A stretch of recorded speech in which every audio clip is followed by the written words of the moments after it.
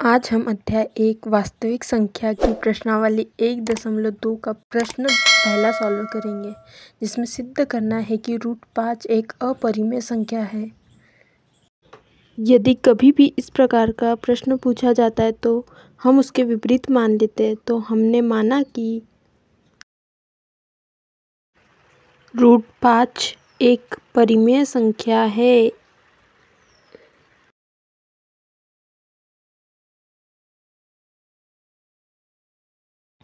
यदि √5 एक परिमेय संख्या है तो वह p/q के रूप में लिखी जा सकती है और q 0 के बराबर नहीं होना चाहिए तथा q और p एक पूर्णांक होते हैं और p और q का HCF 1 के बराबर होता है।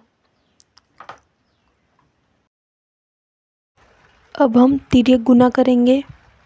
तो तिर्यक गुना करने पर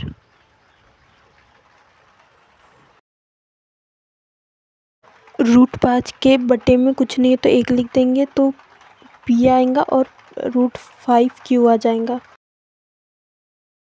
अब दोनों पक्षों में वर्ग करने पर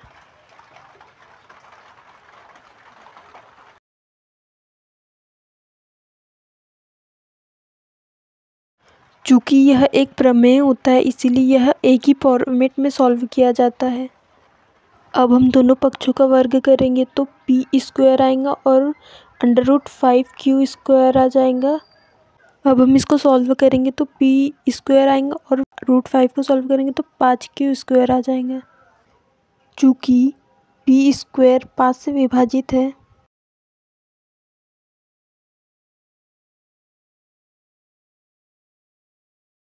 इसीलिए p भी 5 से विभाजित होगा।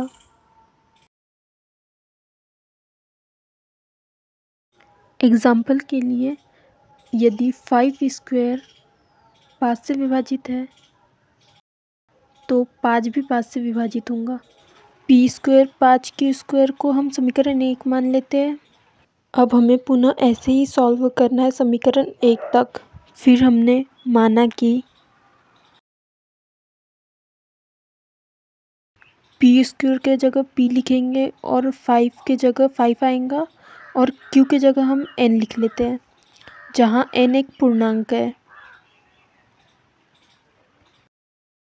अब फिर से दोनों पक्षों में वर्ग करने पर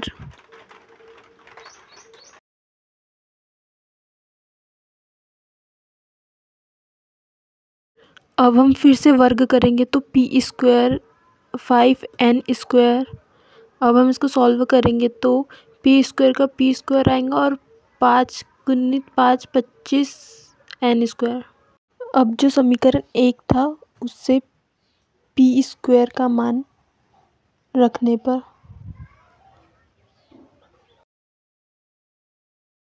समीकरण 1 में p² का मान 5q² था तो 5q² = 25n²। अब दोनों 5 से कट जाएंगे तो 5 × 5 और 5 × 25 q² बराबर 5n²। चूँकि q² 5 से विभाजित है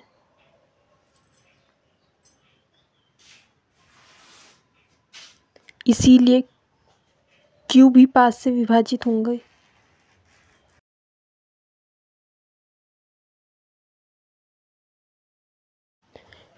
चूँकि p व q दोनों ही 5 से विभाजित है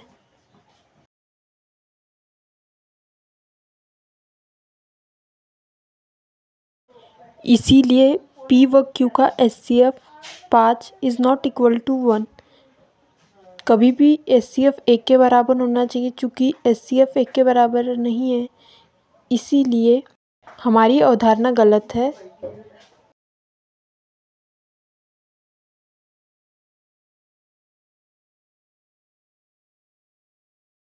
चूँकि हमारी अवधारणा गलत है इसीलिए √5 एक अपरिमेय संख्या है। हमें यही सिद्ध करना था।